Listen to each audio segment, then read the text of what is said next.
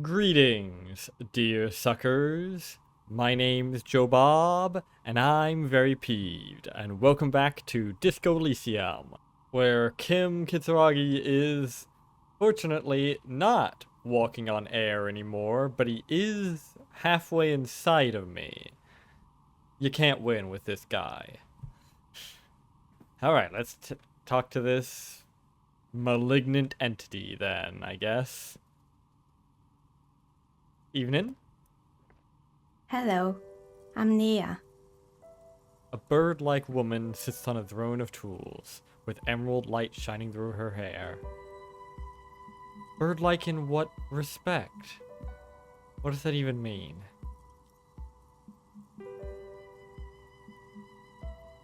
Did you try knocking on my window?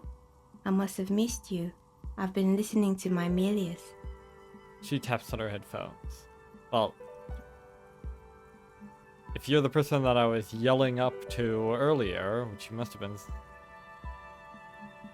who opened the shutters, then I don't think you did miss me. But alright. So what kind of die are you looking for? The kind where I put my gun in my mouth and... Never mind. Point of the thing is, have you seen my gun? Could this be the malicious entity? Perhaps it's wise to go along with this masquerade for now. No. It was malignant entity, I'm pretty certain. She's got a direct view to the backyard. You should interrogate her about the lynching. I should. Hold on, what do you mean by minutes? Yes, Amelia is like a call-in station. You need a two-way radio to access one. That's why I have these. She pats the headphones on the table. Huh. Mostly, they just teach you to swear in different languages. But some of the stations can be quite interesting. I was so absorbed, I must have missed you knocking. I don't think you did, actually. Milieu. That's an odd word. Doesn't that essentially mean environment? Odd term for a station. You must have me confused with someone else. I haven't knocked on your window. Then how did you get inside? By the south entrance? You know what? It doesn't even matter. What matters is that you're finally here. Let's talk dice. Did you have something specific in mind? Why are you asking me about dice? I'm a novelty dice maker.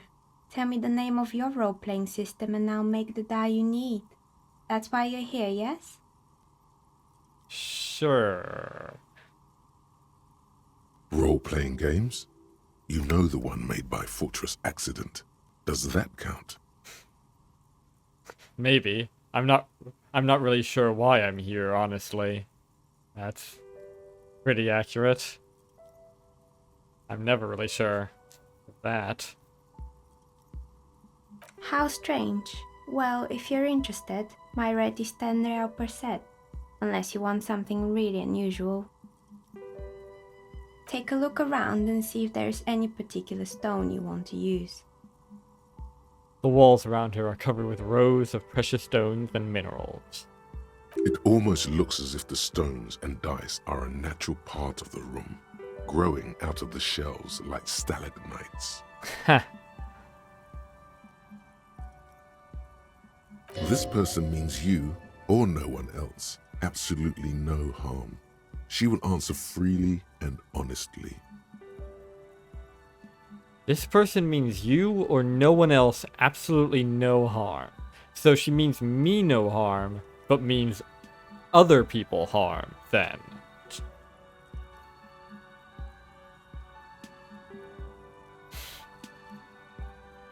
Is that what you're saying, suggestion? Because if not, I think you need to talk to Encyclopedia, or maybe Logic, about improving your grammar. No falsehoods are present. She's a novelty dice maker and doesn't have anything to hide. Ask what you need. I wasn't thinking that she was suspicious to begin with, but now I'm worried.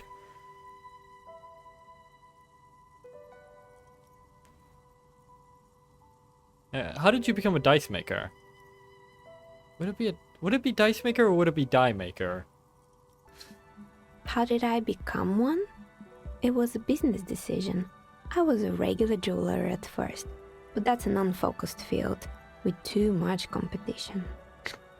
Yeah, don't I know it. Some of my friends were role players. They asked me to make some polyhedral dice out of cobalt. That was my first order. I grew it from there. Do you like role-playing games yourself? Not especially.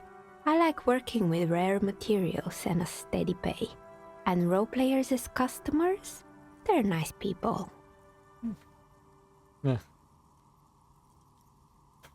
Broadly speaking. As far as people go, they're alright, I suppose. At least some of the less daft ones. Some of those nice people have big bucks to spend on novelty items. Quite so. And certainly custom-made dice, even with gems and such, isn't a patch on the sheer fucking bankruptcy that that war game miniatures and such can run you. Ugh. She's thankful for the security they provide her. Security is important. It is one of freedom's many facets, after all. What do you know about the man who was lynched behind the whirling in rags? Nothing really. I didn't know him. Who cares about the dead body?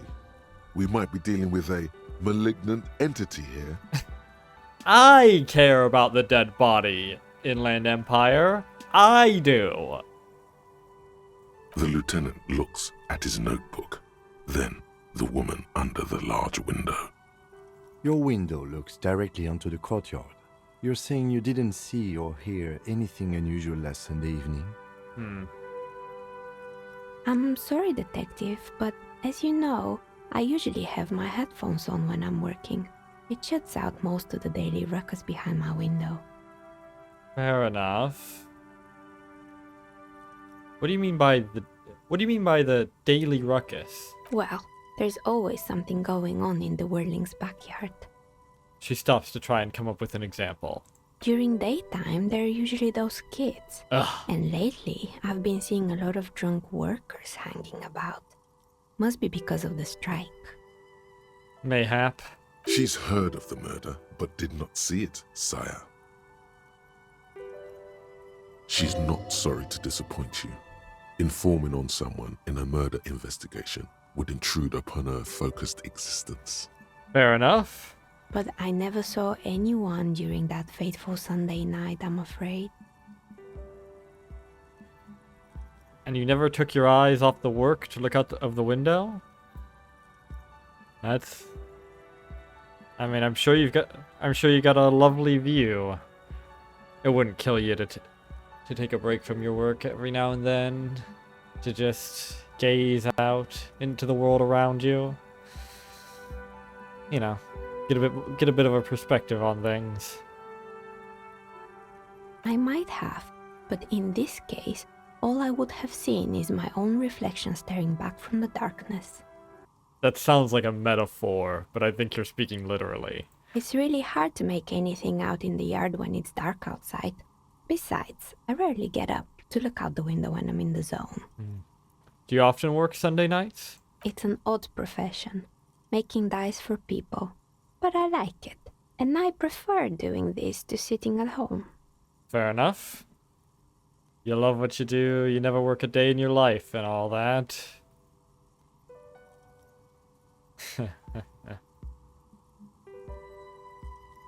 I certainly don't. I see. Thank you for your answers. She nods.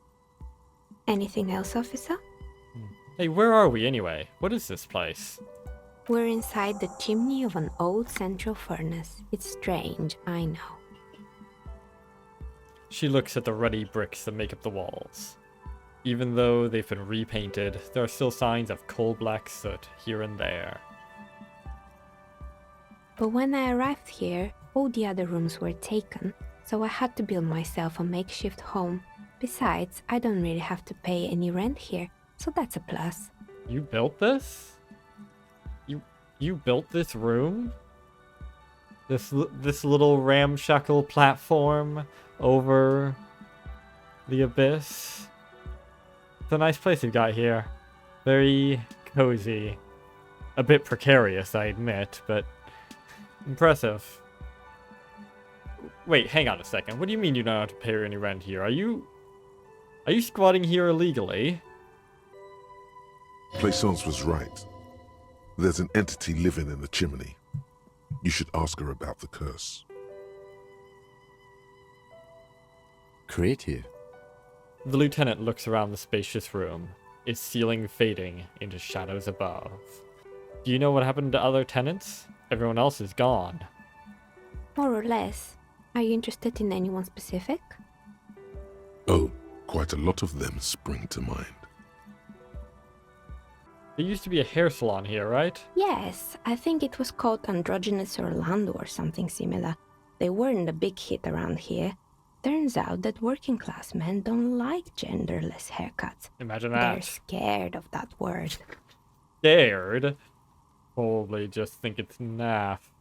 A bit of experimenting every now and then isn't bad. Maybe, but sometimes it's just, why bother? I guess I'm a simple man. I don't really have any opinions on hairstyles. Me neither. I just want it off my face. Yeah. Yeah. She tucks a strand of hair under her headscarf. This is not the head of a man who cares about his hair. What happened to the gym? It wasn't merely a gym, it was Artemitep's boxing club. A community project created to steer at-risk youth away from drugs and crime. Huh. I see why it failed. All the youths around here are gung-ho about drugs and crime, for what I've seen. Well, maybe not all the youths. Then again, even that little girl was pretty gung-ho about being used as slave labor, which is probably a crime. So maybe it is all the youths, actually. And who is Artemitep? A kind man from Zemsk. I heard he had some trouble with the law when he was younger, and that's why he wanted to start the gym, as his way of giving back. Maybe that's what Kuno needs. A community-centric boxing club. Kuno? Who's Kuno? Indeed. Who is Kuno? Your guess is as good as mine. Oh yes, you mean the kid with the sailor's mouth. Yes, I've heard him yelling profanities in the backyard. She looks out of the window. It's oddly quiet there at the moment. I think it would take more than a gym to help that kid. Oh yeah. It'd take a village to help that kid. Judging from... or maybe divine intervention. Judging from the kids I've met so far, it didn't really work, did it? It didn't. If anything, it made the youth situation in Martinez even worse. At some point, someone started a rumor that the punching bag downstairs was full of amphetamines. Why would anyone stuff a punching bag full... People just believe anything, won't they? It's not really full of that. No one would store their drugs like that. Incredibly helpful interjection logic, yes. I rather gathered that. Eventually, the coalition took away the funding and the club went bankrupt. This was a few years ago. It's gotten much more peaceful around the plaza ever since. I'll bet. What's up with the broken windows? Oh, this one's a mess. There used to be a company that promised to repair windows 24 hours a day. What could go wrong with this one, right? What could go wrong? Turns out, the business was actually set up as a front for an illicit group that was producing snuff milias. Who would have guessed? Huh. That's quite something. What's the snuff milieu? That's an encyclopedia success? And they never cleaned up the debris either. Now it's just littering the hallway and I have no idea how to get rid of it on my own. Cool. Very cool about the debris. But what's a snuff milieu? It's a sub-Rosa radio station that broadcasts real murders with real victims. Some people pay good money to get off on it. Ah. Nothing changes in her tone as she says that, as if it's just another piece of information to lay out for the world. Isn't it? So it goes. Don't worry, the ICP has a separate division that deals exclusively with unlicensed sub-Roses. This isn't our problem. Oh. A specific division for that? Interesting. Good luck with that. It's not easy catching those perpetrators. Then she lets the thought go. I'd like to see some stories about that division. Sounds interesting. Did someone here make stuffed animals? I saw mounts lying around. You mean Mr. Fabron, the taxidermist? No, he mostly just did drugs. What else is new? Anything else? I found creepy mannequins. There used to be a fashion atelier here, but I have forgotten the head designer's name. They were doing well for a couple of years, until the insect rights activists came. Insect rights activists? What in the goddamn... Mm-hmm. The atelier produced a certain collection that used chitin among the materials. Apparently chitin is made in the Occident, where it's extracted from beetle wings. Okay. And you know how all kinds of political movements are big in the Occident. Oh yeah. The activists shut down the biggest chitin supplier, which of course caused the price to skyrocket. Oh yeah, I know all about political movements that are big in the Occident. Definitely. It's not like I barely know what kind of political movements are big in this place specifically, or anything like that. And, naturally, all the most fashionable tastemakers refused to be seen in chitin from then on. The atelier went bankrupt before they could finish the collection. I'm glad that someone took care of the little guys. I like insects. But insects don't have any brains or feelings. Or they got what they deserved. Making clothes out of beetle wings is a terrible idea. I'm sensing a bit of bias in this selection of decisions here. Just a tad. Yeah, you know what? I'm glad that someone took care of the little guys. I like insects. Really? Anyway. She looks at the windowsill, where a dead fly is lying on its back, legs curled up in a bow tie. I feel like that's actually a really potent metaphor, actually. The whole thing of the big activist movement going over and shutting down the whole fucking chitin suppliers and everything off in the Occident.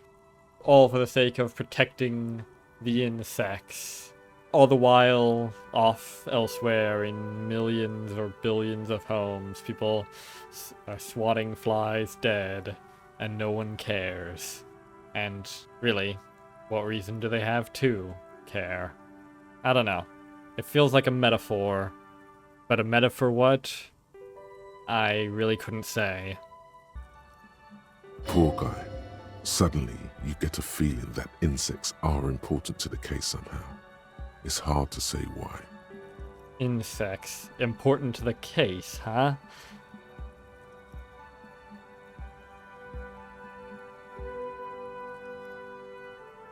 Oh, salt. The phasmid. The Insulindian phasmid. It killed the man. The man loved the phasmid, but the phasmid was a communist, and it murdered him. Yes, I figured it all out. Anyway, what's with the rotor blades and skis? They were made by a company called Slipstream. After they pivoted from making rotor blades to skis, their chief executive took off on a vacation with all their money. She rests her chin on her hand with an impish smile. Honestly, I think it's quite funny. I think he's still sending out holiday transmissions from Tulula, or Tiumotiri or Hashtkor or wherever he is. Yeah, I guess it is pretty funny.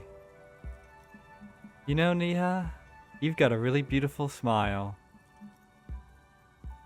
Or maybe I just enjoy seeing you smile. Interesting. What do these transmissions say? The usual, I imagine. That he's been thinking up all kinds of new business plans and can't wait to get started on them just as soon as he returns. Ha. Her smile widens before she sees the lieutenant's face behind you.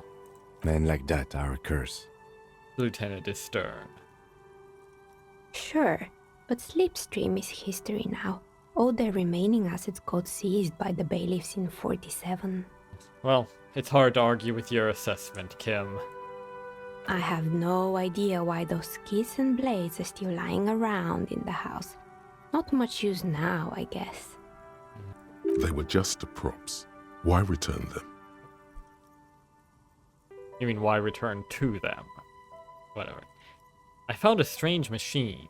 Fortress Accident, the radio game studio. She closes her eyes as some remnant of a memory lights up her face. She liked them. They were an interesting bunch. We talked about role-playing systems every now and then. Once, I even saw two of them get into fisticuffs over Wirral. They certainly took their work very seriously, even if they seemed to be chronically liberal with their schedules. What do you mean liberal? What happened? You mean to say as liberal as in generous? Flexible? Vague? Or do you mean liberal as in politically liberal? The usual. They ran out of money and couldn't get the project done on time. What went wrong? Well, I did hear them talking at times. She looks at the hallway, as if she can still hear them chit-chat behind her curtains on a cigarette break. They seemed to believe they were historical individuals on some grand quest. A lot of people believe that. Some of them are even right. Mostly it just depends on whether they succeed or not. And what exactly success even means. She sounds almost mocking when she says that. From what I've seen so far, the project did look quite impressive. Yes, but when the money started to run out, they just began to complain a lot about capitalism. You know, how the markets are rigged to keep out new businesses and so on. Yeah. Yeah. The typical sort of stuff. Whenever things start going wrong, people start blaming everyone around them or the systems at work and all of that. Some of them are even right. In the end, they just didn't get it done. They didn't have enough willpower to produce something truly historic and to show up to work on time. Yeah. That sounds about right. Well, showing up to work on time is incredibly hard. For some of us, leastwise. For some of us, showing up to work at all is incredibly hard. Hell, just staying alive long enough to wake up in the morning is incredibly hard for some of us. But you gotta do it, don't you? To all three of those for much the same reason. That's too bad. I would have supported them. The project looked great. Meh. You're right. They should have just tried harder. They had everything needed to succeed. I really don't know if they had everything they need to succeed or not. If nothing else, they clearly didn't have something, or they would have succeeded. Whether it's willpower, maybe just a little bit more funding, or a lot more funding, or just a better work ethic in general, or skills they lacked. Whether skills in terms of design, or budgeting, or what have you. But it does sound like they should have tried harder. I don't think it would have guaranteed them success by any means, but it probably couldn't have hurt. Still, not everyone is going to make it. That's the nature of the game. True enough. She tosses a pair of dice on the table. One of them stops near the edge of the metallic desk. The result is 1 on a 20-sided die. Poignant. The dice is black and filled with little silvery flakes, like snowfall. The dice is black? Either that's the die is, or it's the dice are. Bloody hell, you don't know anything, do you, Inland Empire? Anything else? There was a terrifying taxidermied bear in the cellar. Oh boy, the fabled Revershow ICT. You're in for a treat here. Oh dear. She smiles and leans closer, hands on her knees, like a stand-up comedian ready to tell a story. The place was owned by two guys who had some rather innovative ideas about marketing. The bear was one of them. Now ask me about their other ideas. Indeed, what were the other ideas? Thanks for the very informative interjection, conceptualization. Alright, what about the other ideas? There was really just one, and it involved picking out the prettiest girls in the neighborhood and paying them 20 cents per hour to man the booth. Well, that's not a terrible idea. And by man the booth, I mean slump behind the counter with a face that could maim you if you ever dared to disturb their bored magazine browsing. Ah. She leans back, disapproving. Yeah, that's a bit of a damper on the whole thing. Although, to be fair, some people are into that. Sounds like she really didn't like those girls. What did they expect? 20 cents per hour is dog's pay. I'm surprised they showed it to work at all. Is it? I actually have no idea. I mean, okay, let's see. 20 real is enough for 1 day's or 1 night's stay at that hotel or whatever it is.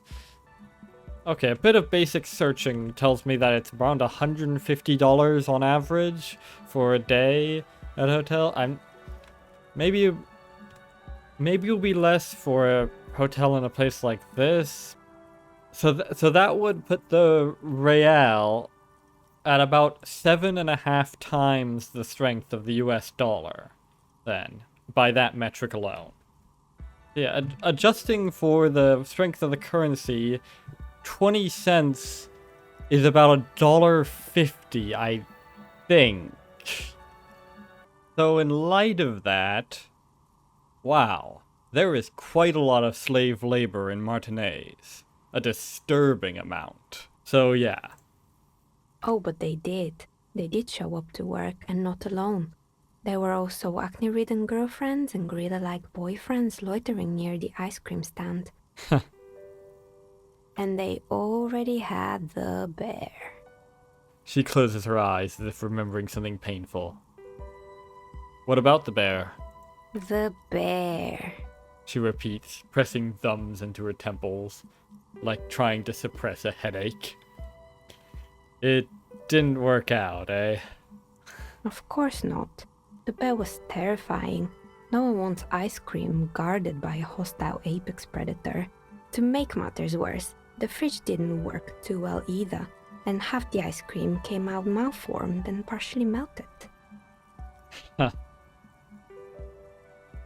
Sounds like a real shit show. Eventually, Ravishell ICT lost the price war to its rival, Class A 5000. Class A 5000 sold caramel sundaes for only 5 cents a piece, out of regular fridges. 5 cents a piece, that would only be around 37.5 cents. Yeah, I'm not certain what size of sundaes those are. But even small sundaes normally go for at least a couple of dollars. I'm sure the bear was doing its best. Yeah, to terrify people. I killed the bear. You did what? She rolls her swivel chair an inch closer to you, unsure whether she heard you right. I had to kill the bear to become the bear. I murdered it. With my own bare hands, I laid it to rest. It's my trophy now. Or, I unplugged the fridge to help Revachol Ice City cut their losses. Yes, I had to kill the bear to become the bear. I can see the stripes. She nods, pointing to your war paint.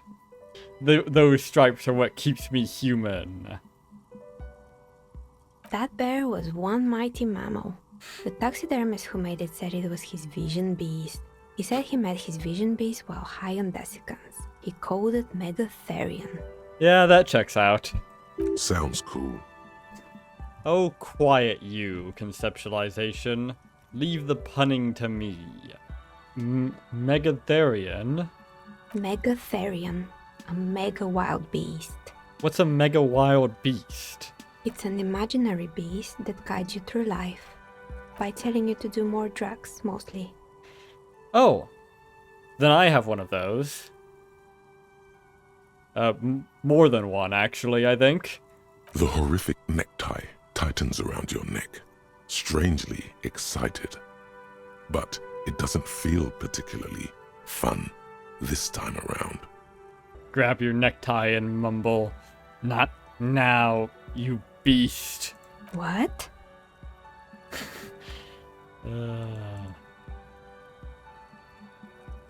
Do you ever feel like your vision beast is trying to blackmail the fun out of you?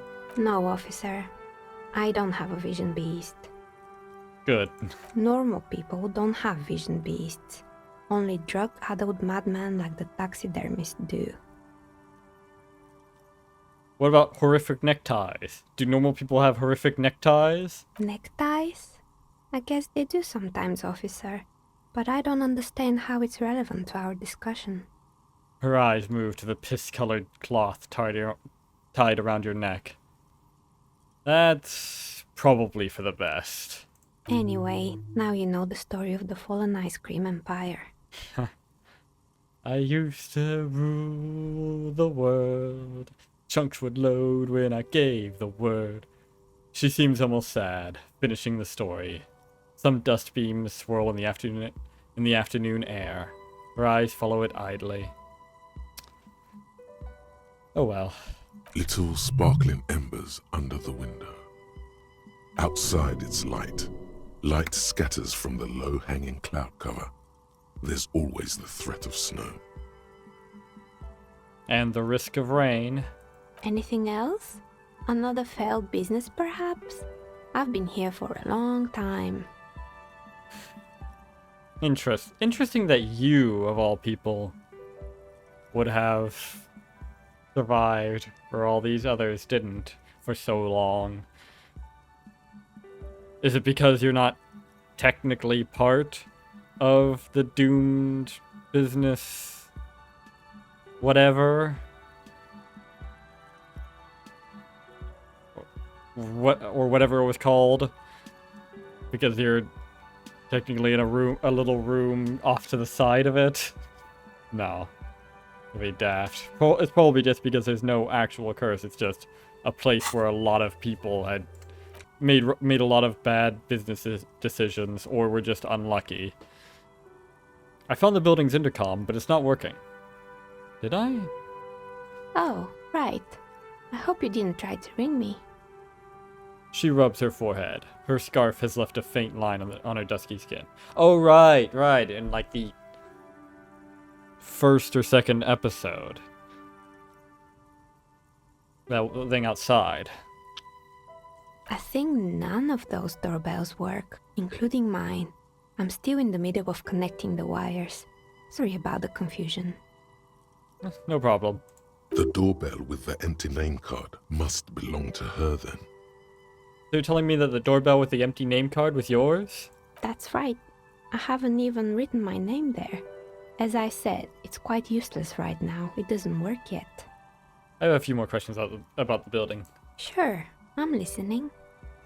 I have more questions about the intercom. I'm pretty sure it still doesn't work, but sure. What do you want to know? I have a few more questions about the building. Sure, I'm listening. God, we're stuck in a loop. Actually, I had other questions. Good. I hope it clarified things a bit. What else? I've heard this place is cursed. Did you know that people call it the doomed commercial area? Right, that's what it was called. I've heard the stories, but I don't think those stories are true. She nods as the wind howls in from the furnace shaft above. Placence is the one who sent me. She's convinced that the place is swarming with malicious energies. Wait, how do you explain what happened to all those companies then? It's just capitalism. We only hear about tales of success, so it's often surprising to realize how many ventures actually fail. I suppose. Not sure I agree with you about it being just capitalism, because of course capitalism doesn't exist, but never mind that. Placence is the one who sent me. She's convinced that the place is swarming with malicious energies. Plaisance, the bookshop lady? I've heard that her business is doing rather well. Have the energies spared her somehow? Placence is a wise woman. She has Seminese trinkets protecting her against the curse. Actually, the bookstore isn't doing that well. There are hardly any customers and she has to exploit her own daughter to keep the company going. The curse is just biding its time before it strikes again. Sooner or later, everyone will fail. Even her. I don't know why the bookstore hasn't gone bankrupt yet. That's what I'm here to investigate. Yeah. Alright. But it's not just the bookstore that's still up and running. What about the whirling in rags? Some people say it's part of the building complex. Hold on. The whirling is part of the doomed commercial area? How large is this area? You could say so. Both houses were built at the same time and under the east of the Commerce Central project. Interesting.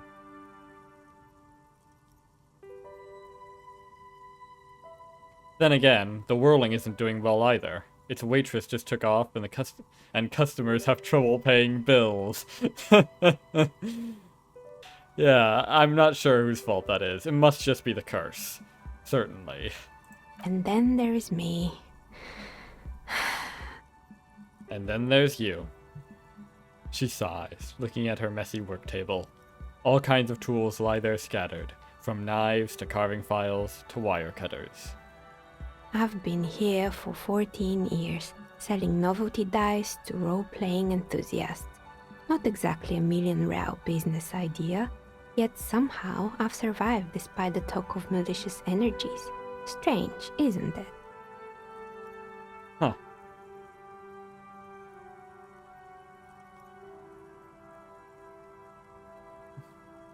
Mayhap. Maybe it's just because she's so talented that she's been able to woo the curse. Woo the curse, eh? Is that right? Placence thinks it's because you're the source of it. A malignant entity. Whatever the fuck that means. Really, it's just a placeholder name for, well, an entity that's malignant. In some way. Malignant entity? What does that even mean? Some kind of sorceress? What about you, officer? Do you think I'm the malignant entity? Maybe. Maybe you are a sorceress of some kind. You certainly bewitched me. Time has come to face the source. Fear not, for the forces of the universe are supporting you in this psychic quest. I think it still might be you that's causing this. Narrow your eyes, very mysteriously. So I'm the Grand Dragon in the cave. Might I ask what supports this claim? She seems mildly entertained by this suggestion. Oh, Salt, that laugh of hers does things to me.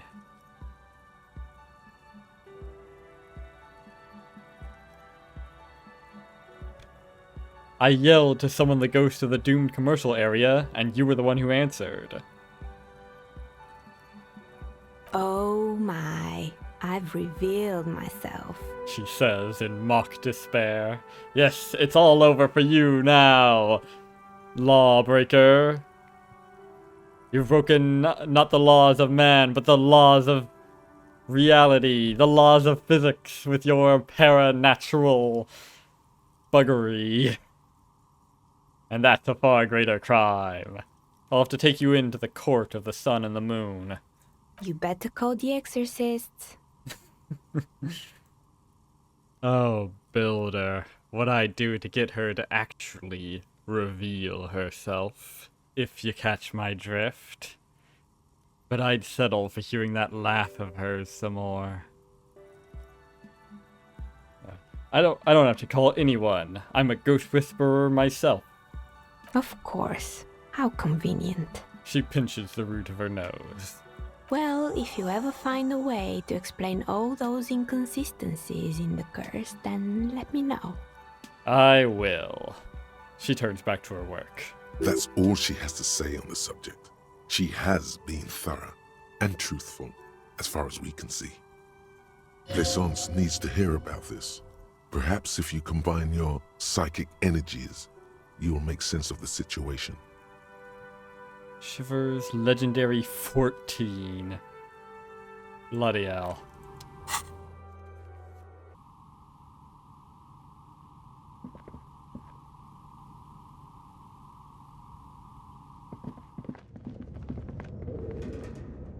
Let's go talk to Plaisance again, then.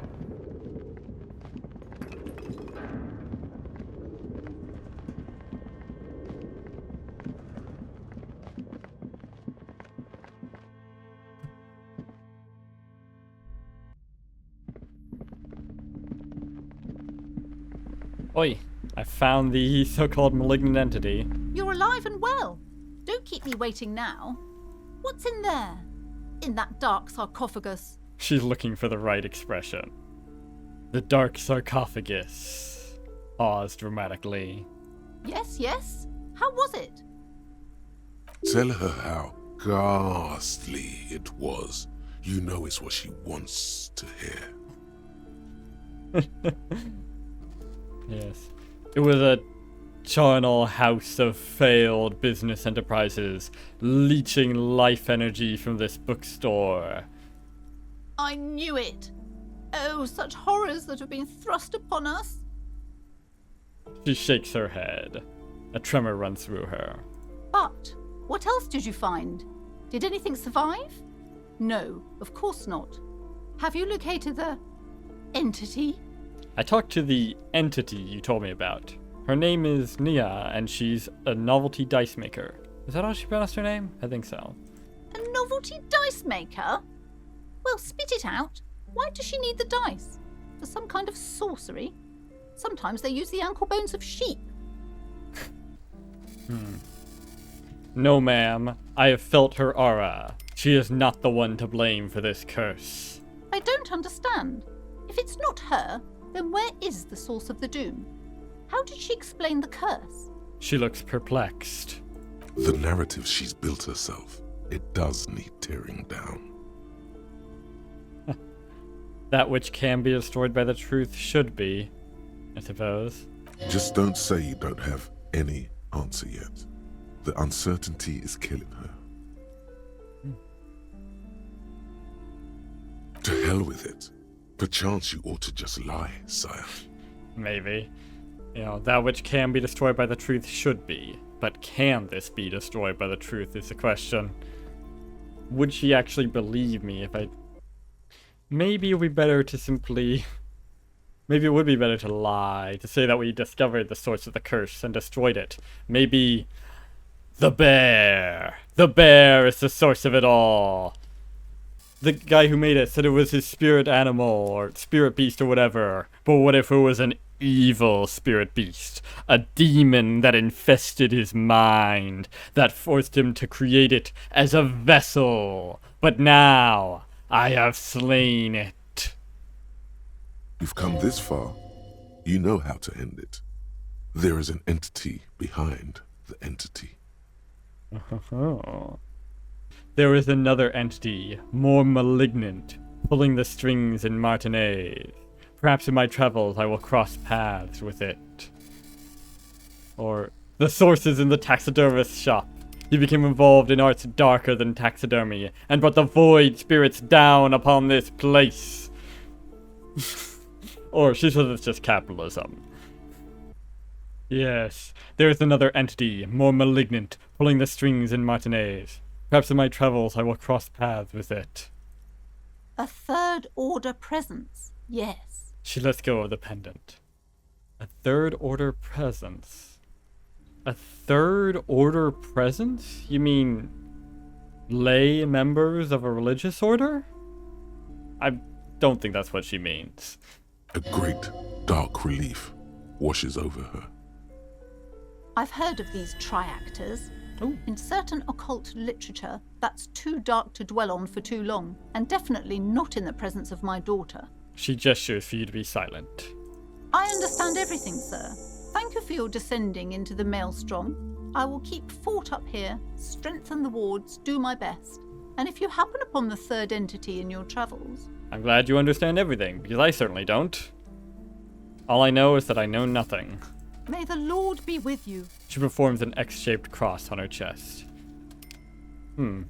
Just realized I have one of the things I know absolutely nothing about is religion in this world. I wonder what it's like. Well, this has been absolutely educational. Thank you, Kim. If we happen on the third presence in our travels, we will certainly come back to tell you. Indeed.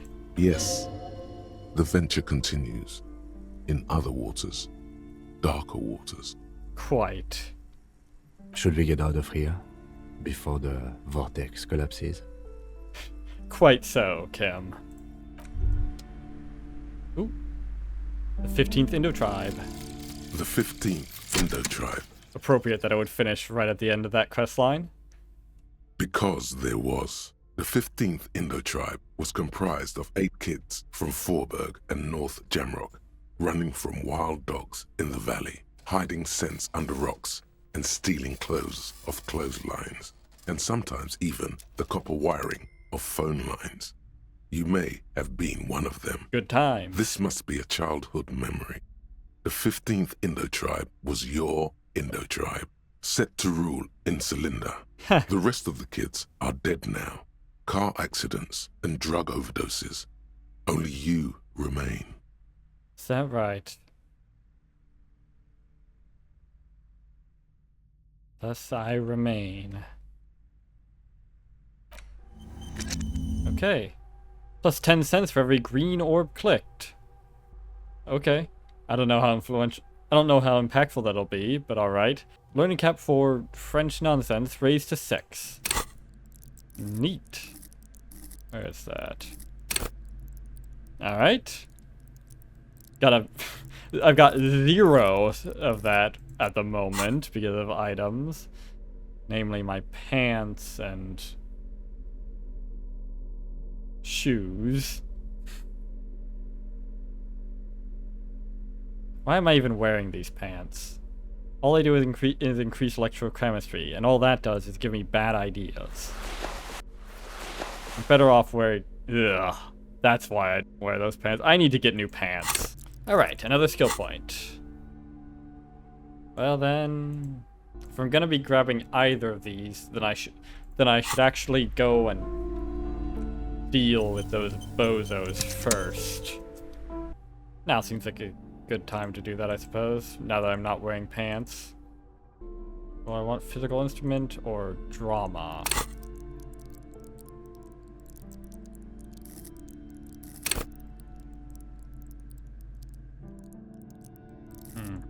Let's go for drama. Ugh, God, that looks awful. Jeez. Let's just look. I keep looking at him from the back, alright? Okay. Wow, this video is getting a bit long. Okay, that's all for today. We've kind of dealt with that whole curse stuff. Got a couple more skill points. Should we save them for getting another one of these, or Maybe we should put a point into... empathy could be good. Or maybe one more point into Inland Empire. Or Half-Light. Half-Light could be pretty useful. I'll hold off on that for now. Okay, so next time, I guess we're gonna go deal with those bozos back at the Whirling in Rags. Put it off long enough. You know, show them that we have more important things to do with our time than deal with them, like investigate a curse. So, until next time, I have been Joe Bob, and I'm very peeved. And remember, dislike the video, unsubscribe if you're for some reason subscribed, and leave a nasty comment in the comment section down below. Fuck you all so much for watching, and so long, suckers. You're gonna be okay, kid.